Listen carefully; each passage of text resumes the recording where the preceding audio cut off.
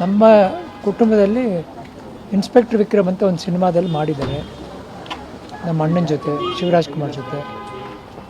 ಅದಾದಮೇಲೆ ನಮ್ಮ ಅಪ್ಪುದು ಮೊದಲನೇ ಚಿತ್ರ ಅಪ್ಪು ಚಿತ್ರಕ್ಕೆ 100ನೇ ದಿನ ಸಂಭ್ರಮ ಆಯಿತು. ಅಲ್ಲಿ ನಮ್ಮ ತಂದೆಯವರು ರಜನಿಕಾಂತ್ ಎಲ್ಲ ಬಂದರು. ಅಲ್ಲಿ ಇವರೇ ನಿರೂಪಣೆ ಮಾಡಿದ್ರು. ನಮ್ಮ ಕುಟುಂಬಕ್ಕೆ ತುಂಬ ಬೇಕಾದವರು. ಇತ್ತೀಚೆಗೆ ಕೊನೆಯದಾಗಿ ನೋಡಿದ್ದು ನಾನು ನನ್ನ ಮಗನ ಜೊತೆ ಗ್ರಾಮಾಯಣ ಚಿತ್ರದಲ್ಲಿ ತಾಯಿಯಾಗಿ ಮಾಡ್ತಿದ್ದೆ.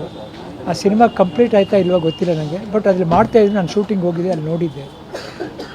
ನಮ್ಮ ಸುಮಾರು ಸಮಾರಂಭದಲ್ಲಿ ನಿರೂಪಣೆ ಮಾಡಿದ್ದಾರೆ. ಬಟ್ ಅವರು ಇಷ್ಟು ಬೇಗ ನಮ್ಮನ್ನೆಲ್ಲ ಬಿಟ್ಟು ಅಗಲ್ತಾರೆ ಅಂತ ಅಂದ್ಕೊಂಡಿರಲಿಲ್ಲ. ನಾವು ಏನೇ ಹೇಳಿದ್ರು ಈ ಟೈಮಲ್ಲಿ ಅದು ಧೈರ್ಯ ಆಗಲ್ಲ. ಬಟ್ ನಾವು ಹೇಳೋದು ಅವರ ಕುಟುಂಬಕ್ಕೆ ಶಕ್ತಿ ಕೊಡಲಿ. ಅಂದರೆ ಕನ್ನಡ ಅಂದರೆ ಅವ್ರ ಬಾಯಲ್ಲಿ ಕೇಳಬೇಕು, ಅಷ್ಟು ಸುಂದರವಾಗಿ ಮಾತಾಡ್ತಾರೆ. ಭಾಷೆ ಬಗ್ಗೆ ಅಪಾರವಾದ ಒಂದು ಅಭಿಮಾನ ಇತ್ತು ಅವ್ರಿಗೆ. ಅದೇ ಅವ್ರು ಮಾಡ್ತಿದ್ರು, ಸಿನಿಮಾದಲ್ಲಿ ಆ್ಯಕ್ಟ್ ಮಾಡ್ತಿದ್ರು. ಬಟ್ ಸುಮ್ಮನೆ ಕೂಡ್ತಿರ್ಲಿಲ್ಲ, ಕೆಲಸ ಮಾಡ್ತಿದ್ರು. ಅವ್ರ ಆತ್ಮಕ್ಕೆ ಶಾಂತಿ ಸಿಗಲಿ, ಅವ್ರ ಮನೆಯವ್ರಿಗೆ ಶಕ್ತಿ ಕೊಡಲಿ ತಡ್ಕೊಳ್ಳೋಕ್ಕೆ. ನಟಿಯಾಗಿದ್ದರು ರಗಣ. ಮಸಣದ ಹೂ ಸಿನಿಮಾದಲ್ಲಿ ನಟನೆ ಮಾಡೋದ್ರ ಜೊತೆಗೆ ಮಜಾ ಟಾಕೀಸ್ ಅನ್ನೋದ್ರಲ್ಲಿ ಒಂದು ಹಾಸ್ಯ ನಟಿಯಾಗಿದ್ದು.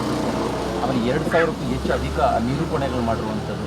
ಅವರ ಕನ್ನಡದ ಮೇಲೆ ಅವರಿದ್ದಂತಹ ಹಿಡಿತ, ಅವ್ರು ಬಳಸ್ತಾ ಇದ್ದಂಥ ಭಾಷೆ ಕೂಡ ಎಷ್ಟು ಜನಕ್ಕೆ ಸ್ಫೂರ್ತಿಯಾಗಿರೋದು.